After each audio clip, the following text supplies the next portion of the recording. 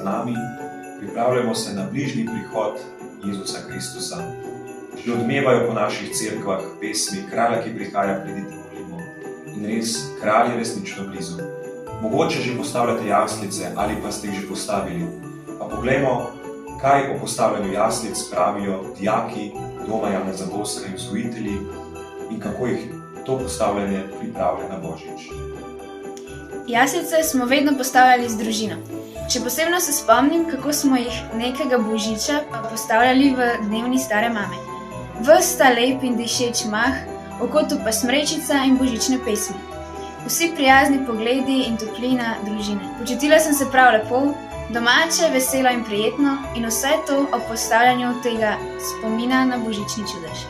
Postavljanje jaslic je zame zelo pomemben del adventa, ker je to eden redkih primerov, ko se res zbere cela družina in si tako skupaj pomagamo in se skupaj pripravimo na prihod Jezusa. Ob postavljanju jaslic se spomnim, da je on, ki prihaja in želi, da ga sprejmemo, tako velik in majhen hkrati, da naše štale spreminja v svoj dom.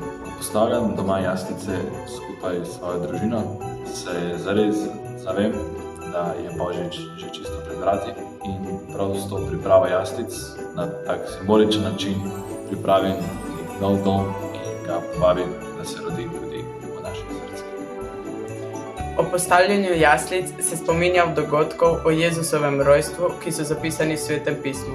Kako sta Marija in Jožef v prenapolnjenem mestu iskala prenočišče, vrvež ljudi v Betlehemu in mir, ki je vladal v hlevčku.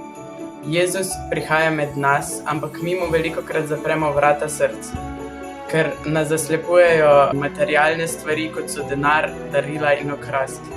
Zato odprimo vrata na stežaj in pustimo, da se Jezus rodi v našem srcu. Pri nas doma sem jaz tista, ki teži, da se res vsi zberemo in vsi skupaj postavljamo jaslice. Tako da tudi tisti, ki se mi ne da, in potem težim in jih zberem na kup. Čeprav grem takrat, da sem malo na živce, da se imamo pa na koncu vsi lepo, ker se mi zdi, da je smisel vseh teh božičnih priprav, da smo skupaj.